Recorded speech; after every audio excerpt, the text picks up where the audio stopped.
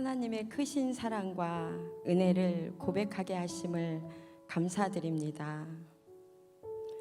저에겐 가족을 향한 사랑과 책임감으로 성실하게 자신의 일에 충실한 남편과 부모에게 순종하며 착하고 바르게 성장한 사랑스러운 두 딸이 있습니다. 세상의 시선으로 바라보면 부러울 것도 부족한 것도 없는 많은 것들이 채워진 사람이었습니다. 하지만 하나님 앞에 서 있는 저의 모습은 보잘것없는 빈털터리 죄인이었습니다. 남편의 가정은 아버님은 장로님으로 어머님은 권사님으로 신앙의 길을 걷고 있는 가정이었습니다. 예수님 잘 믿는 가정의 자녀와 결혼하기를 원하던 저에게는 참으로 감사한 조건이었습니다. 남편이 교회 출석을 하지 않고 있는 건 알았지만 남편의 마음속에 교회를 향한 깊은 상처와 불신이 있다는 것을 알아채지 못했습니다. 장로님 가정이니 당연히 우상 숭배하는 제사는 없을 거라 생각했고 남편 또한 다시 신앙생활을 할 수 있으리라 생각했습니다.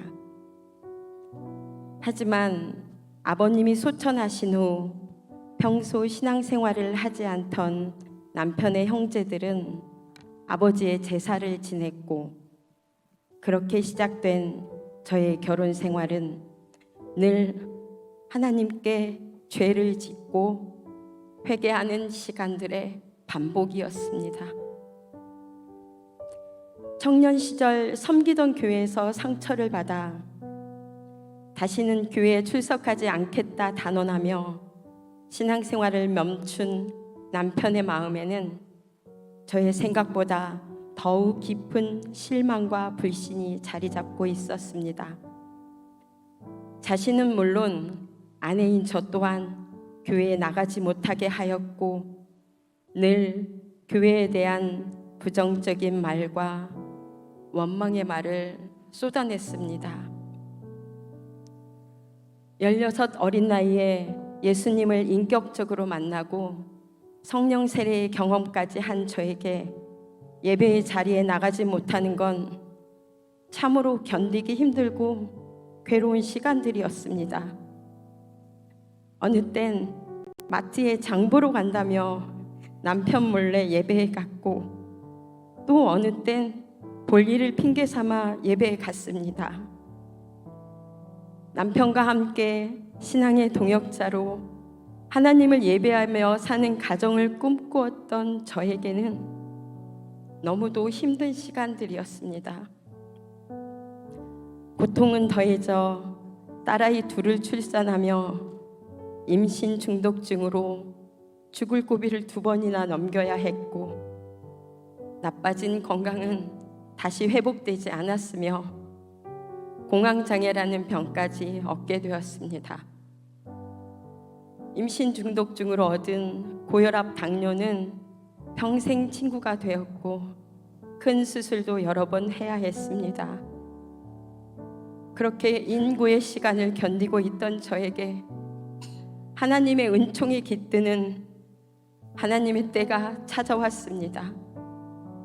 수능을 앞둔 큰딸아이 수민이가 아빠에게 자신도 교회에 나가고 싶다며 단호하게 신앙의 자유를 주장했습니다. 40살에 얻은 딸아이에게 늘 딸바보로 살았던 남편은 딸아이의 말에 마지못해 승낙을 하였고 저와 딸아이는 마침내 신앙의 자유를 얻게 되었습니다.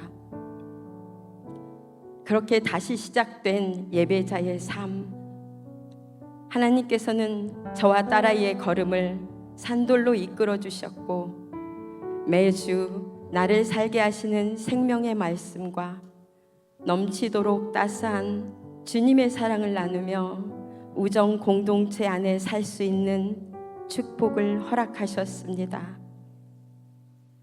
하나님의 말씀이 내 안에 거하고 신앙 공동체와 교제를 나누며 크신 은혜를 감사하면 할수록 상처로 인해 30년이 넘게 하나님 곁을 떠나 있는 남편에 대한 안타까운 마음이 커졌습니다.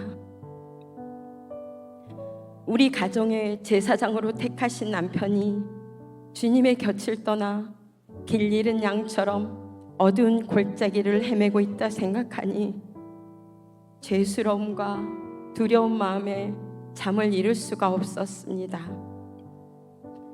남편의 다친 마음의 빗장을 풀고자 많은 노력을 해보았지만 쉽게 열리지 않았습니다.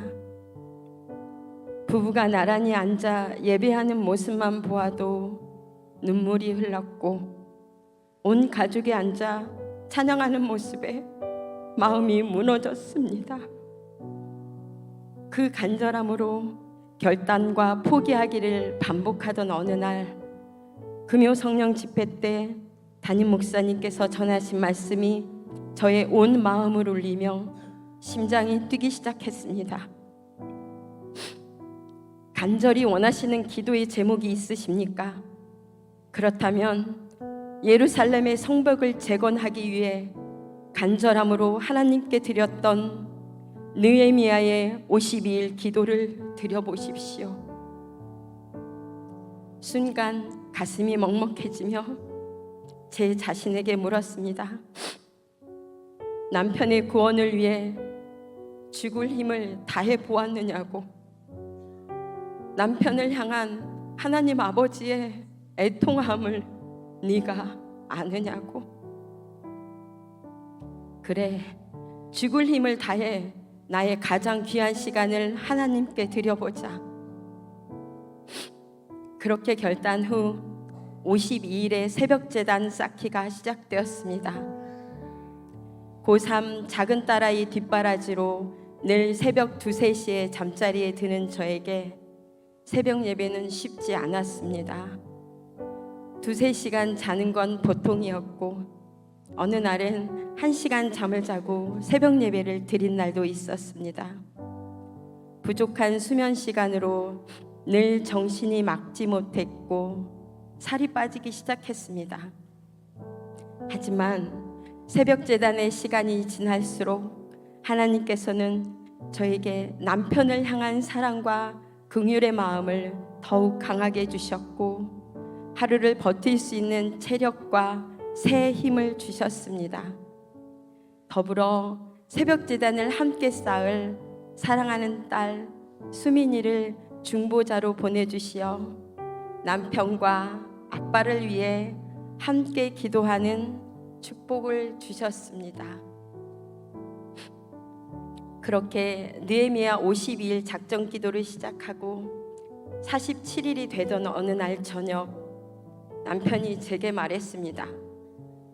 나 이번 주부터 교회에 갈게. 눈물이 쏟아졌습니다. 주체할 수 없는 감사와 감격으로 숨이 멎을 것만 같았습니다. 아무도 없는 곳에서 아이처럼 소리내어 울었습니다.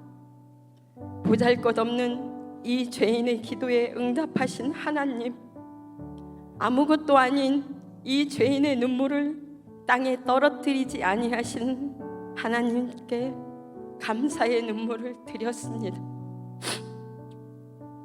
그렇게 남편은 37년 만에 다시 하나님을 예배하는 예배자가 되었습니다. 남편과 함께 앉아있는 예배의 자리가 너무도 감사하고 소중합니다.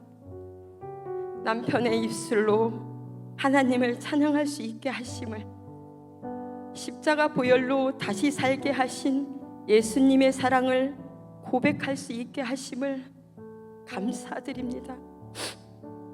이 시간도 살아 역사하시어 길을 잃고 헤매이는 한 영혼을 애타게 부르시는 나의 주 하나님 아버지께 감사와 찬송과 영광 올려드립니다. 감사합니다.